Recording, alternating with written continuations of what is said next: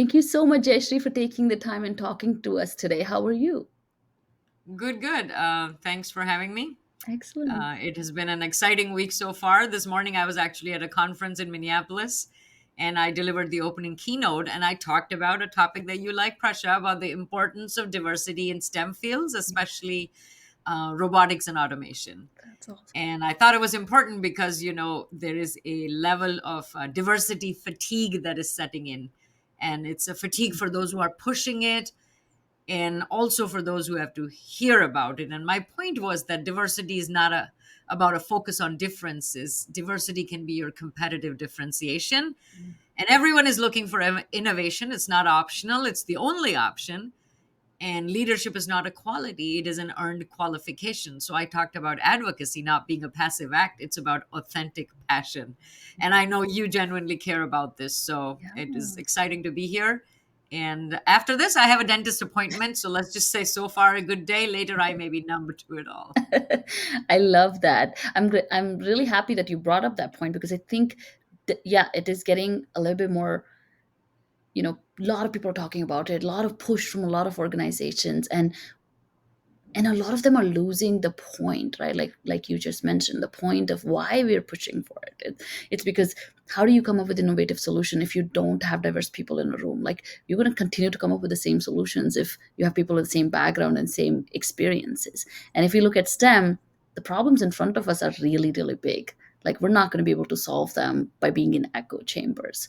So I'm glad that you're able to share that wisdom and advocate for that, because we just keep forgetting that there is a very deep and important and urgent layer of advocacy, and in is why we're advocating for diversity and inclusion, because otherwise Indeed. STEM will be stagnant. So excellent. So whenever I interview women on this podcast, a lot of them tell me that they did not grow up with a lot of STEM role models, or they did not have a lot of people around them who were in these professions. But you grew up in a college town and in a STEM environment. What was it like growing up in an exciting place like this? Yeah. So I grew up in a small town in northern India. It was in the foothills of the majestic Himalayan ranges, the banks of the river Ganges Canal. Really beautiful town, and it had one of the most prestigious engineering institutions in India. In fact, it's the oldest engineering college in all of Asia. My dad was a professor there, a civil engineer with a PhD. And I was surrounded by professionals in STEM. And all the kids in our town, we knew what was expected of us: study hard, prepare well, and secure admission in the hometown college, boys and girls, because you won't have to leave home, which was very important at the time in the Indian context, especially for girls. Most girls didn't leave home before marriage, but you could still get an engineering education. We got a college right here. And so you asked, what was it like growing up? I think it was a wonderful place to grow up, beautiful town. Just a slight problem for me was I didn't think of myself as what I thought was the science and engineering type. Mm. I wasn't the one who tinkered with toys or toyed with tools when I was a young girl. I was curious. I was more curious about people. I wanted to help people, wanted to improve lives, wanted to make the world a better place. But I just did not see the human impact of STEM roles. And I have to mention, I did not encounter a single woman engineer while I was growing up. Mm. And that perhaps added to it. I don't Yeah. know. It was no surprise that I gravitated towards fields where I felt a stronger contextual pull, and they were all in humanities and social sciences. Mhm. But as you may know how it works, I had strong parental guidance back in the day. You did what your parents said. And I did not get admission to the hometown college, but I went thousands of miles away from home and became an engineer with an engineering education elsewhere. Mm. And that really became a crucible experience for me because I went to another part of the country with a different language, different customs, different food, different social norms. And so that became a learning opportunity as well. Yeah, I love that. I want to guess your hometown. Let's see if I get it right. Was it Roorkee? Yes, it Yes, is. I guessed it right. I promise I didn't look it up. I said I'm Yep, going to try to guess. Roorkee is it's an amazing place and a Yeah, absolutely great university town to grow up in. Very fortunate. yeah, because I think the Roorkee College was even more popular before it became an IIT, right? Like, it became an IIT Yes. later. Yeah. Yes, you're right. It's IIT Roorkee now, but it was University of Roorkee, and my Mhm. my dad is actually also a graduate from there. My brother is a graduate from there, and I just didn't get in. Excellent. I'm so glad I got it right. And I know it's a beautiful town. I've heard very similar stories of like people growing, coming out of that college and university and staying there, or even getting more and more involved, in the university itself. It's an excellent town. So now, fast forward, you are a chief science advocate. So tell me, what is a chief science advocate, and why was this role created, and what do you exactly do day to day? All right, so that's a whole bunch of Yeah. questions. So I apologize for the longish No worries. answer. Yeah. Okay, so first, why did we create this role? Well, I work at 3M. Mhm. Science is our most distinguishing characteristic. It's what fuels our innovation, whether it's our post-it notes, or I hope you have some post-it notes right there. Post-it notes, scotch tape, atta girl. Post-it notes, scotch tape, N95 respirators, and it's really the foundational strength behind our brands. And our purpose is to unlock the power of people, ideas, and science to reimagine what is possible. Mm. So 3M wanted to understand what the world thinks about science, and they commissioned research to understand the public perception. And they shared with me what they found, which was 4 out of 10 surveyed globally. So this is 14 countries in all, 1,000 respondents per country. And 4 out of 10 said if science didn't exist, their lives would be no different. And this was like astounding. And then you find out they're taking the survey on their laptops and mobile phones. So you are dumbfounded because they're not realizing that the gadgets and gizmos and devices they so love, that these are applications of science, Mm. decades of scientific research. So it's very clear science is invisible, science is underappreciated, science is taken for granted. That's the problem. And we thought that a negative public perception of science can have consequences for everybody. And Mhm. this is some data that we can't keep close to our vest. We don't have the answers. We need to share and foster a global conversation. So that's why I was called to be the company's chief science advocate. We wanted to stand up for science. And in March of 2018, my role was announced, and I got to introduce the results of our survey. Mm. So that answers one of the questions. What does a chief science advocate do? Well, there are no other chief science advocates, none in the world, nobody that works in a corporation and advocates for science. So I had to do some soul searching and deep digging into this to understand what it is that I would do. So I dug deep into the survey data, into other studies that have been done, and into social science research to try and understand why the public has this perception. Because honestly, I thought everybody knows science and knows that it's important and all that good stuff.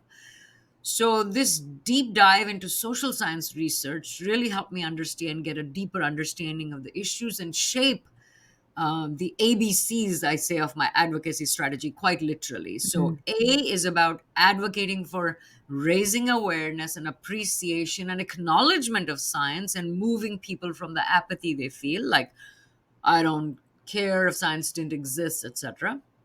The second area, B, is about breaking down biases and boundaries and barriers and beliefs. Things like, oh, I'm not a genius, I can't do science, or I'm a girl, science is not for me. Or the media image of, scientists and as loners and nerds and socially awkward and evil and all of that. And then finally, for C, it is communication, communication, communication, but with a focus on the context that people can see and relate to.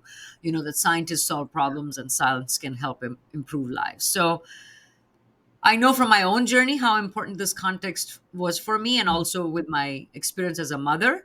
My son, the content was sufficient for him, but for my daughter, the context was important. Yeah. That's another thing that I put a lot of focus on. And um, 3M has always been very active in the area of STEM encouragement and Mm. STEM education and STEM equity in the communities we operate in. But armed with this research pressure, we took on many new initiatives for advocacy. Mm. So Some of the examples are we did a Science Champions podcast because we wanted to take the data Yeah. and then share it with the public and have discussions with thought leaders and scientists and innovators to sort of break down the results and see why the public thinks the way they do and what have we to do about it and Mm. what can we do to improve the situation. We did a series called Beyond the Beaker, where we are portraying small video vignettes of scientists at home. And the reason to do that is our survey showed that people said, oh, scientists, they're elitists. They don't care about society. They don't care about this and that. It's like, wait a minute, they're real people. And so we realized that we need to demonstrate that and sort of showcase their real people aspect.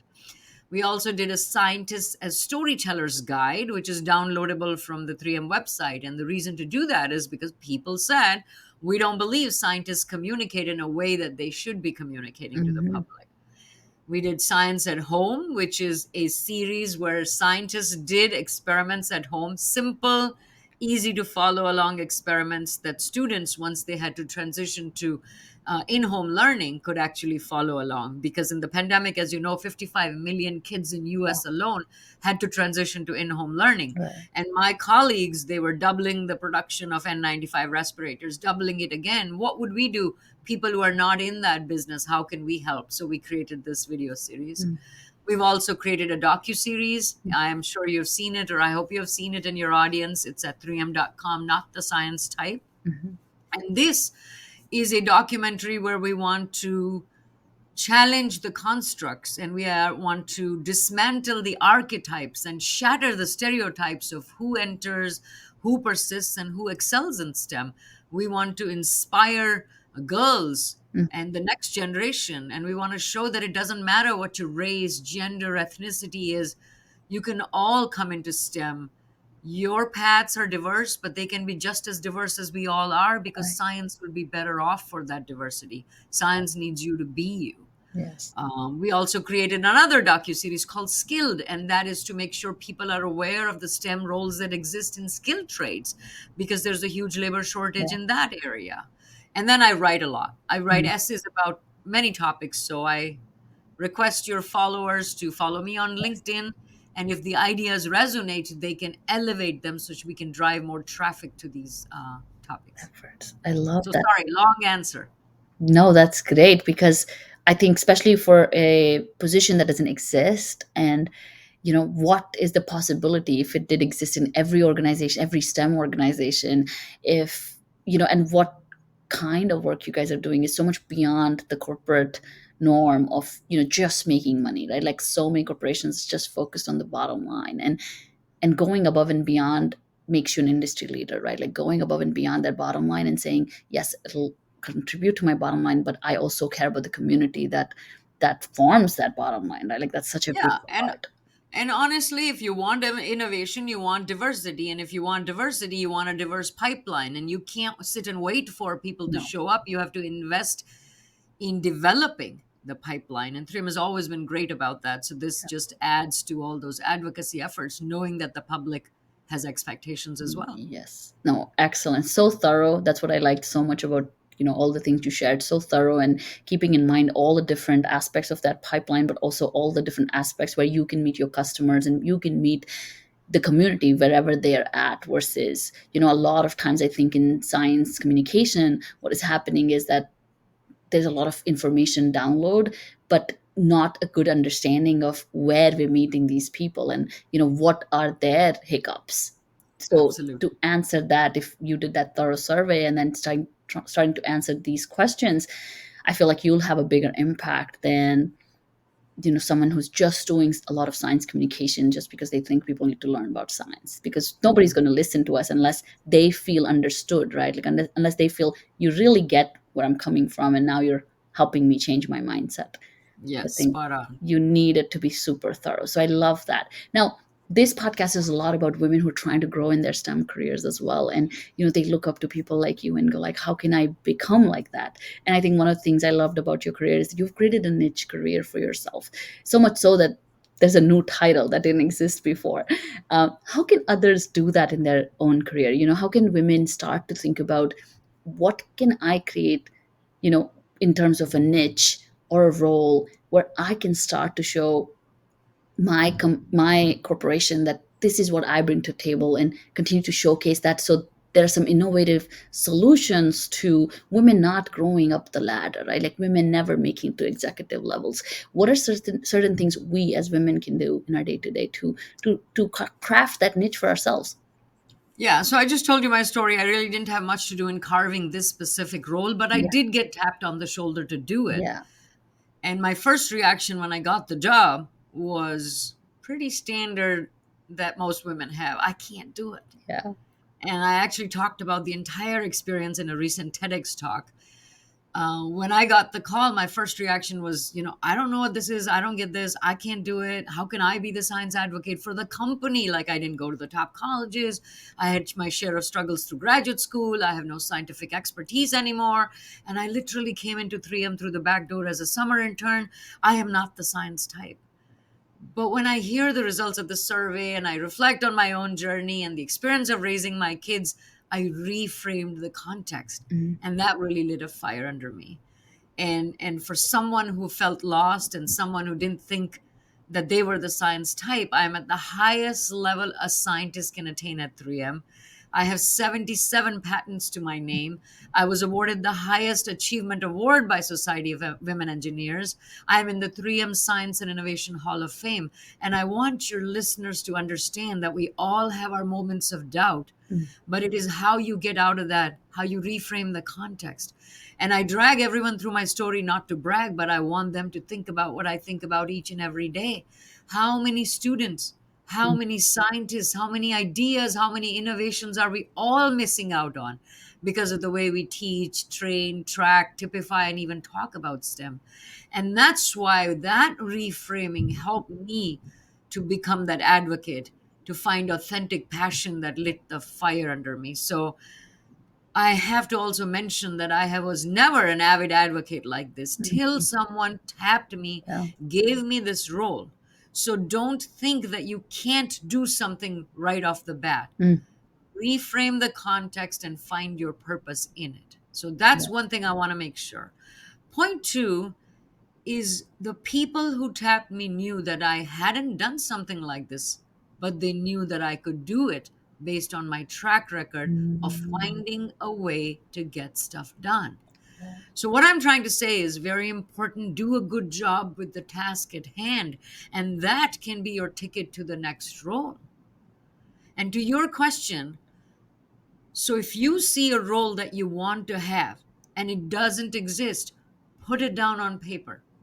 Put it down on paper and first convince yourself that this role adds value to your organization. Mm. It adds value to your company and it adds value to your growth. Now, think about it. To answer this question, first you will need to understand what does your organization or your group value? How does it fit in with what is the strategies? What are the goals? What is the vision? You'll have to do the same thing to prove that it's good for the company. What is the strategy of the company? What are the goals? What is the vision? Mm. And then you'll have to do it for yourself. What do I care about and why? And you see what this does. This makes you a better employee because you now understand the goals and strategy and vision of your group, how it fits in with the company, and self reflection about what you want to do. Without doing that, without convincing yourself, you cannot convince others. Mhm. So, really put in the effort to convince that you can add value, and then you will need to know what you care about and what you need in your career to value. Now, when you watch gaps appear in the organization and they happen to align with your skills and interests, raise your hand. Raise your hand and show, hey, look, I've thought about this. This is how it fits in. This is how we can streamline this. Oh, look, digital is coming, but not to worry. This is how we can integrate it. Or look, new tools are available. I looked at it and it's important for our goals and our vision and our strategy. I will research how to incorporate that. Oh my God, sustainability. Don't worry, we can incorporate sustainability into this Yeah. vision, and here's how. And start acting like you are in that role. Mhm. And then it becomes so inevitable, so obvious that you are a fit, you have a plan. That's the easiest way to carve out. Yeah. So I say I didn't create a niche career, but I followed my interest. I took initiative. Hmm. And once you take initiative, it makes you curious. What is the strategy? What is the goal? What is the vision? And that curiosity and finding all of that information builds commitment. And then you can collaborate with others to create this role that you've always wanted. Yeah. I love that. I love how thorough you are. It's like I can listen to you talk for a long time. It's so Thank you. I'm perfect. gonna let my kids know that because they're like, "Oh my gosh." Let them become 30 years old and then you'll be their favorite person again. But I love that because I think a lot of people are missing out on a lot of opportunity. A lot of women are missing out on a lot of opportunity because they're waiting for something to happen. They're waiting to be just discovered or waiting to get their dues, when it's so competitive that you have to be proactive. You have to understand your organization in and out. You have to understand their problems and pain points, and you have a unique position because you're inside it. If you're really trying to grow within an organization, I think you have a lot of leverage because you know people. You can even pick up the phone and talk to somebody. Absolutely. I've spoken to But that builds CEOs. network because you're trying to understand and you just say, I'm just trying to understand how we fit in, how this strategy fits in, what is the vision, what is the goal. And you call all these people, and suddenly these people are your network. Yeah, That's how you build network. And I tell everybody, I have never had a networking meeting with anybody. Never in my 30-year career. But have I talked about my work? Absolutely. Have I talked about other people's work? Absolutely. That's how you build your network, is through your work. So you do your work and you talk about it. yeah, You have questions, you reach out, you ask about it. But it's not a networking meeting. If for those who get worried and scared and afraid of those things, because I honestly feel the same way. I don't want to waste someone's time. But mhm, if I have something to share and if I have a great question that I've thought through, then I think people appreciate it and your network grows and people understand you took initiative and you're curious. exactly.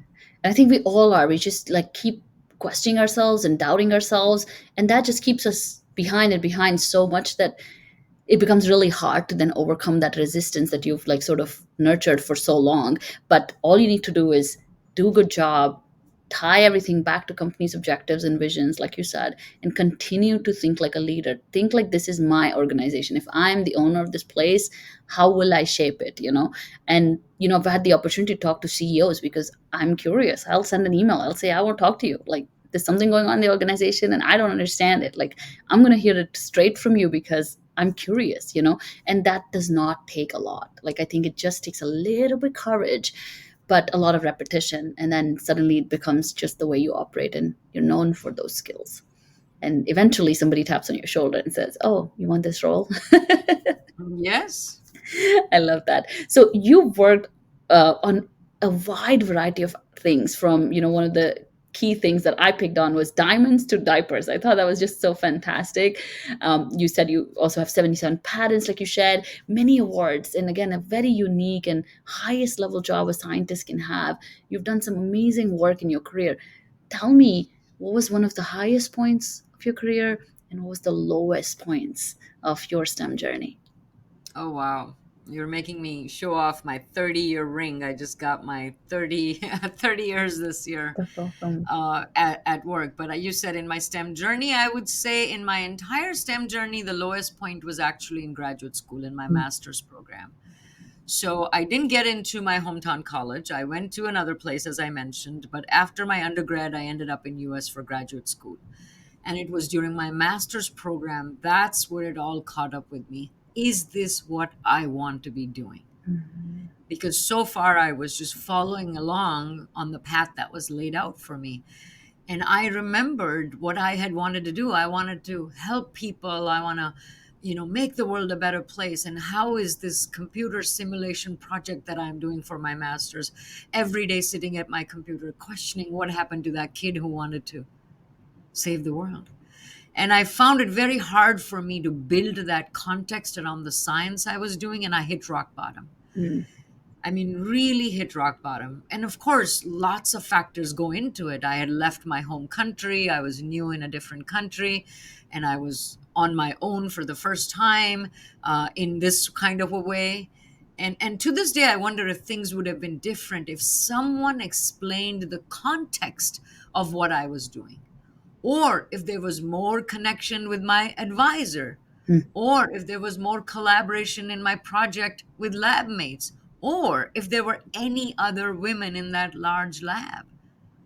And I finally made some tough decisions. And after hitting that lowest point, I decided that I would have to switch my area of research for mm, doctoral work. So I finished my master's and I ended up in a project where I could give it more of a human context, and a lab with better communication and collaboration opportunities, and an advisor who was more engaged and more empowering.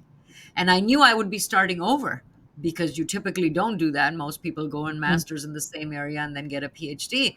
But I could feel more inspired, not necessarily by the topic itself, but the context I could build around it.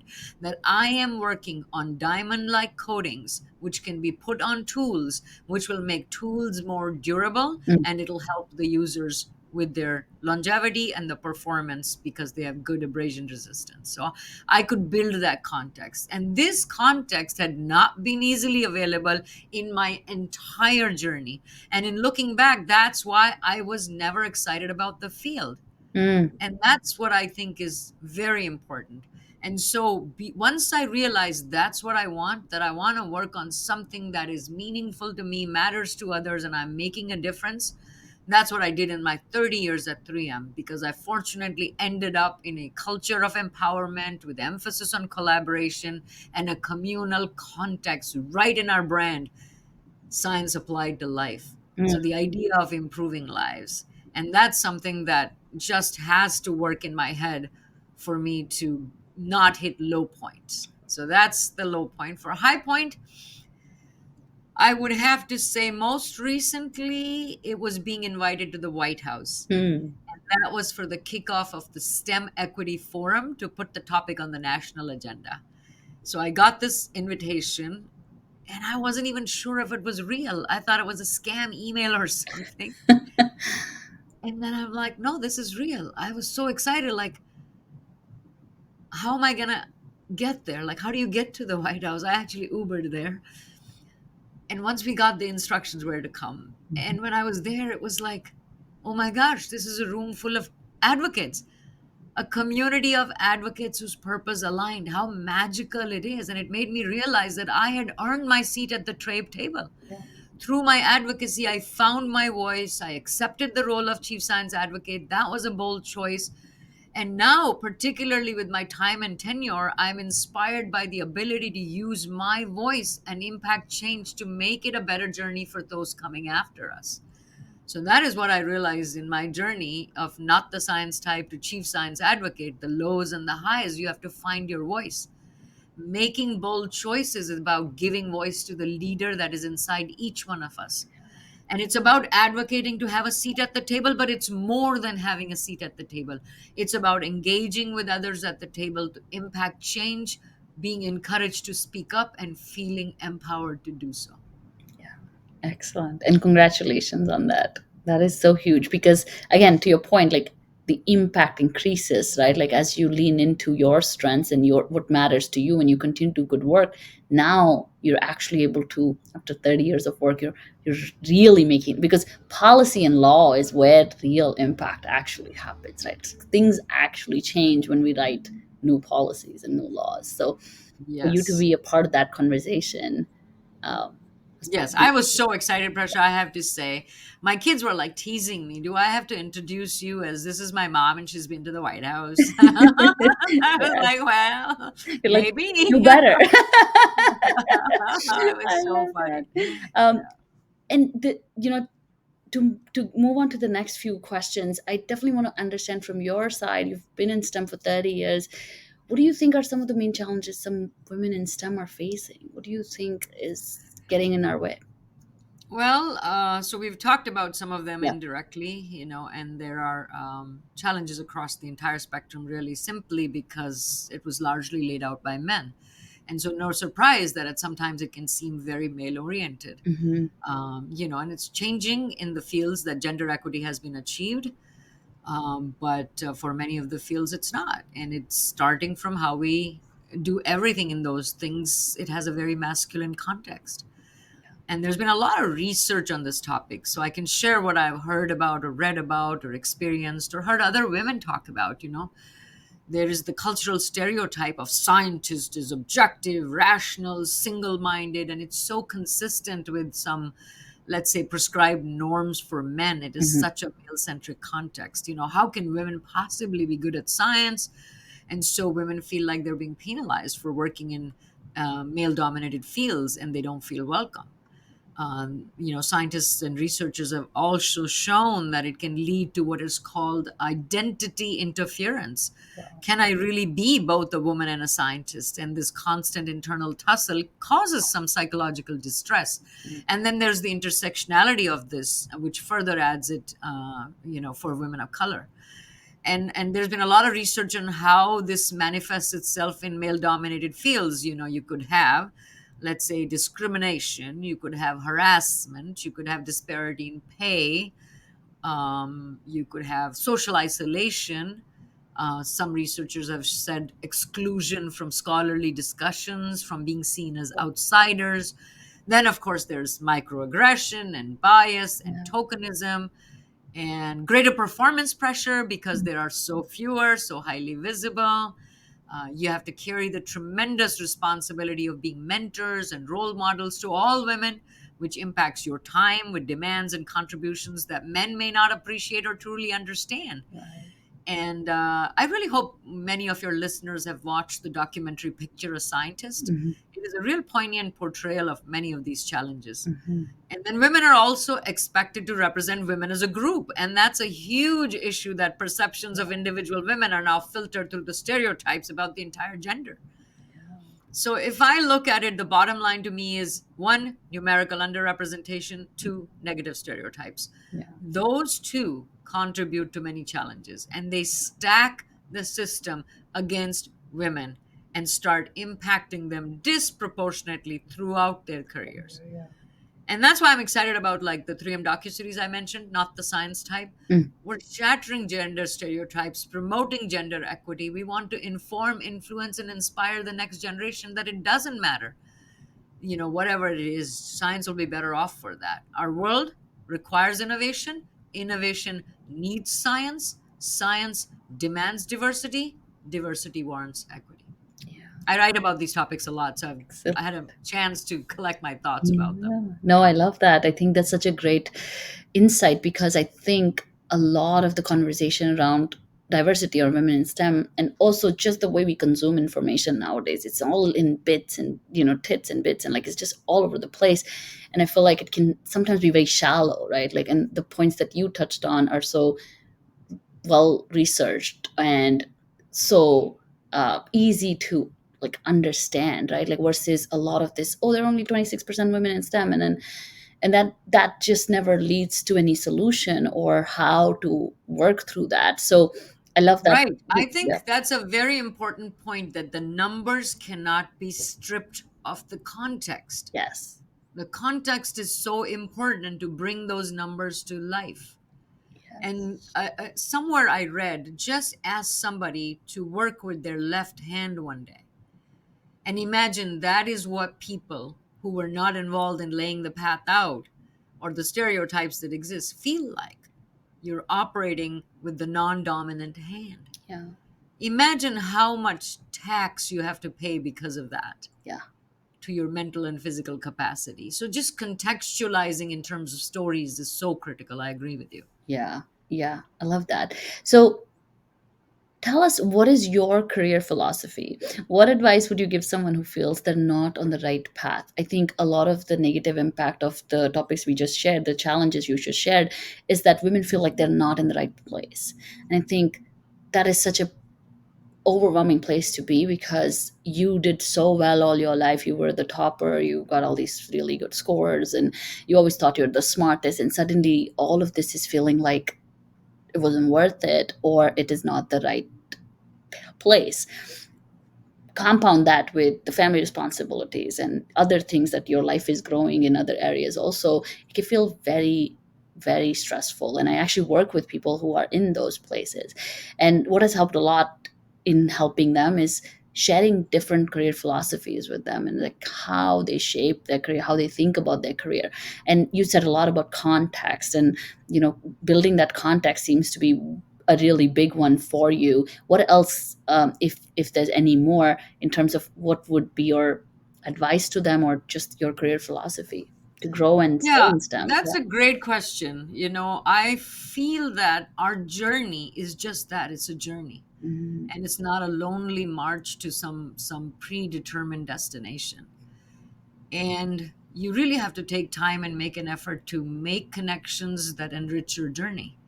Right. So I feel like there's sort of three parts to our journey. The early years may seem like you're meandering, Mm. but trust me, they're formative and they are informed by your education. And I don't mean book education, I mean education and exposure and experiences. And you need to have those encounters and excursions, because oftentimes, as in my case, it was about the lessons I didn't even know I learned Mm. but could count on later in my journey. Had I not left home and gone thousands of miles away in a region with a different language, different food, different customs, different norms, I would have never known what that feels like. Now, when I enter any new area, I have to remind myself I've done this before. Yeah. And that's a big part of emboldening yourself for doing something. If I hadn't changed from my master's to PhD and started over, figuring out a completely new area I knew nothing about, but I did it.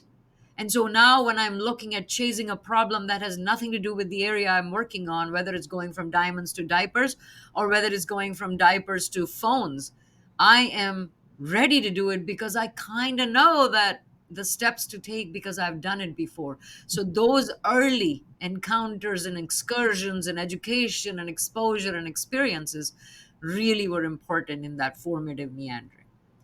The next phase to me is the mid career. Mm. And this is what I call the road to discovery. This is where you learn more about yourself.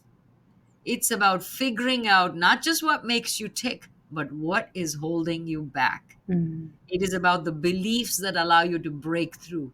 It is about expanding and engaging and empowering yourself to do more so you can spread the influence. Mm. And this is this tough stage where a lot of people get stuck. But the way out is only to understand what is holding you back. And you know what is holding you back, you just haven't accepted it. Mm. Once you accept and acknowledge it, you can work from there and really understand yourself. And eventually you will transition on to what I call is the path of enlightenment. This is when you want to share what you have learned about charting the course on your journey. And you feel rewarded by helping to engineer the future of those who are to come. Mm. And this has really been the heart of my science journey. And I feel like I'm in that phase, especially since I got my 30-year ring and I've been reliving sort of the projects and the failures and the successes and the people and the committees, things that helped me build my network and made me really have an enriched journey. Mhm. So I would say learn as much as you can about the world, then learn as much as you can about yourself, and then learn as much as you can about how you can be of use to others coming down that path. So, education, experience, exposure early on, bias, boundaries, barriers, and beliefs, and then the true scope of leadership.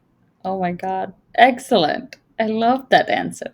Yeah. In fact, one more thing I should mention, I named my first book Heart of Science: Engineering Footprints, Mm. Fingerprints, and Imprints, because it isn't just about the path and milestones or about the work and results. It isn't just about the agentic goals of where you go and what you do. It's also about the community and the imprints you can leave in hearts and minds. Yeah. Excellent. I love it. Um, my next question is, how can women gain more confidence in their own brilliance? When I work with people or even talk to people, realize that they are not able to see how brilliant they are and what they can offer. And I think a lot of them are missing out on building that confidence, right? So what can women do to actually build the confidence on maybe even a daily basis, if not, because I don't think we have the best practices when it comes to developing that confidence as we are growing in a path, and we tend to doubt ourselves too much and then end up not using, our superpowers in the workplace.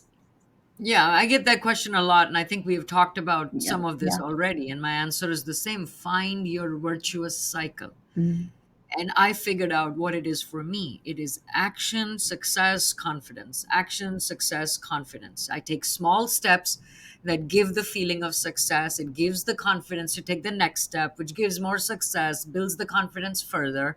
And it also helps from, not falling prey to the vicious cycle of self doubt. mhm. And that virtuous cycle has really worked for me. So I seek out learning experiences that can give me success and confidence.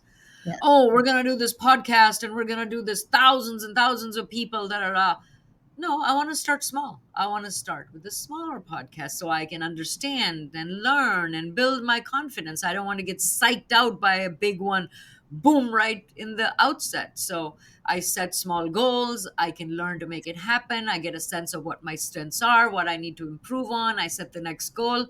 And once I have something to share, communicate about it, do good work, talk about it, do good work, talk about it. So let's say you've done something small and you've done it well, share it in your group that is supportive of your efforts. So that means you need to have a group, Mhm, and it can be family or friend or coworkers or whatever you like. So bottom line is find your virtuous cycle, have a lot of talks with yourself mhm. to reframe given the context. Prashna, can we put the link to my TEDx Yes, in we will. the episode notes? Because It will. in my Yeah. TEDx, I actually talk about this, why I reframed my why, the power of Yes. context. And reframing allows me to take big, scary opportunities and put them in the frame of mind. I'm doing this to help someone else, and that just lights a fire under me. Whatever it takes for you to reframe and then take these small steps of action, that is what builds confidence. Yeah, I love that. I think a lot of people are so focused on the big goals, and it's an all or nothing mindset. Mhm. And if you stay there, you're not going to get anywhere. Instead, like you said, pace yourself with little opportunities, small things. I mean, that's how this podcast started. I said, I'll just interview one person, like just one person once. I just want to see how it works. And then guests kept lining up, and then I don't even know where the last 5 years went. So it's just about gaining that little traction and momentum, and you're right, when you get those little successes, it just motivates you intrinsically to just keep going and keep pushing that little bit. Absolutely. But I would rather Absolutely. do small goals and wait for the big ones if they happen, but at least I collected a lot of small ones along the way, right? Absolutely. And you're learning and you're growing. And that's the reframing most people don't have. Mhm. How much have we learned along the journey? How much have we grown? So I became chief science advocate only 5 years ago. Mm. But I can see the level of growth I've had in my own being saying, oh my gosh, so that means the last 25 years prior to that, I wasn't really doing what I was supposed to be doing. Yeah. And so it's never late, but Mhm. whenever it happens, you will realize that stars are now aligning for you to use everything that you have learned and everything that you yourself will grow. Yeah. Excellent. What is your superpower, Jeshri? I would have to say communication skills, Mm. or rather, what people tell me is that I'm a storyteller. And I'm glad you said skill, not talent, because that's another thing that is very scary for people. And they say, well, I don't have that talent. No, no, no, no, no, no. Just- All of these things are skills that anyone can develop with a little bit of practice and bolster their innate talent, because stories and storytelling and listening stories is what makes us human. And if I think about it, it has really helped me, and certainly in my job as a CSA, Chief Science Advocate, but also in my day to day job as an innovator, because you have to sell your ideas. Mhm. And I like to say, you haven't sold your story till you have told your story. Excellent. So if you are trying to get traction for an idea or an initiative or advocating for any action, people want to be sold on it. We all do, you and I included. Hmm. And to do so, somebody has to share a compelling narrative.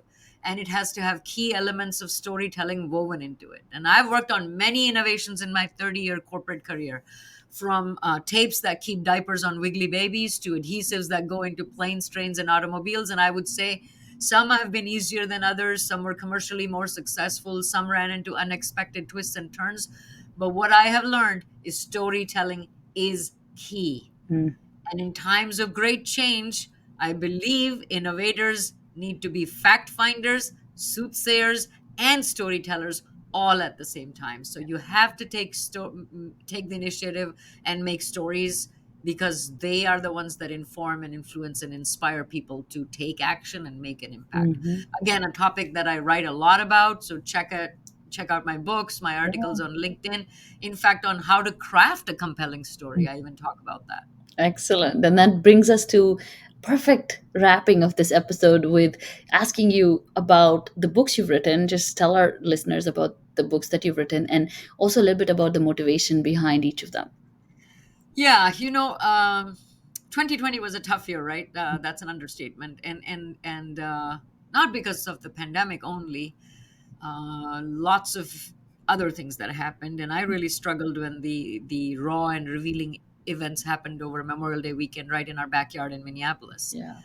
And I'm talking about the George Floyd killing, and it Mhm. was very tough because it actually made me go existential in a way. What am I doing? What is my role in this? And so I felt like, yeah, I'm a highly privileged South Asian immigrant, and I have been fairly unaware of the systemic issues. And how is that okay for me to be that way? So I read up a lot, like everybody else, and understood the context of everything that was playing out. And then I wanted to be taking action. So I dug deep into what I call my own pockets of privilege, and one of them was that I put all my essays into a book that was then published by the Society of Women Engineers, Mhm. and that's The Heart of Science: Engineering Footprints, Fingerprints, and Imprints. And all proceeds go for a scholarship for underrepresented women in STEM. Mhm. And I have to tell you, Prasha, I believe the universe conspired. I believe in karma. And I got the opportunity to meet the first scholarship recipient, a bright young Black woman who's pursuing engineering at Georgia Tech in mechanical engineering. So, big thank you to any of your listeners who bought the book on Amazon. It's really a win win because it's just not what you take away, but what you give. You give the gift of education. It was so emotional for me. And on my flight back, I was like, I can't stop here. I'm going to write a second book. Yeah. So the first book is a collection of essays on several big picture topics from my experiences, as an engineer, a parent, a science advocate, a thought leader. And I cover themes such as the need for STEM advocacy, convergence of STEM and humanities. I like to say the real shtick is STEM: science, humanities, technology, engineering, and math. I talk about leading from my own rung of the ladder, which is also a very deep philosophy I have around being a leader wherever you are and not waiting for a particular job or role. And then I talk about developing a growth context. And with my second book, Engineering Fine Print, that's an attempt to go deeper into the topic of transitions to thrive and survive amidst change, and reflections to provide perspective and insights into actions we can all take. And just like my first book, I share what enhanced my own learning, and what gave me rich context to develop, easy, memorable ways to incorporate insights into my own thinking and my own being. And I explore the fine print with each article. And the last 2 years have really made me realize that it doesn't matter what educational path you follow, what career you end up in. Real growth and true leadership and self actualization comes from getting in touch with our feelings and dissecting them, understanding our sense of identity and how it has evolved, tapping into our needs at a very innate human level, and then integrating these learnings with our experiences to really work through the transitions, reflections, and actions. So I like to say it is about what's inside of us. We just need to take time to notice, to read, and realize the fine print: feelings, identities, needs, and experiences. I love acronyms. LOL. I love that. And you use them really well too. Yeah, So, so please buy the books, and yeah. don't forget to give 5-star reviews on Amazon, because, as some of you know, that helps elevate the book, and it's a win win. It's for a good cause. Love that. Where can people find you and your work? How can they follow you, and which are your main platforms? LinkedIn. Okay, I'm excellent. on LinkedIn every day. I tried Insta, but as my kids say, Mommy, what are you doing on Instagram? They don't And want to Twitter, I never got the hang of it. So, LinkedIn, I'm there every day. know. Please give me feedback, follow, share, like, because really I'm trying to drive the cause of inclusive leadership, sustainable innovation, and both of those things cannot happen with diversity and equity in STEM. Excellent. Thank you so much for your time, Jayashree. I know a lot of women, a lot of people will get a lot out of this conversation, and I hope everybody was taking notes. If they're not, they should replay this with their notes and also go and check out everything that you are putting out in the world because it's so thorough, it's so intentional, and it's so actionable. So thank you very much for that. Thank you, Prasha, for elevating the voice of women in STEM.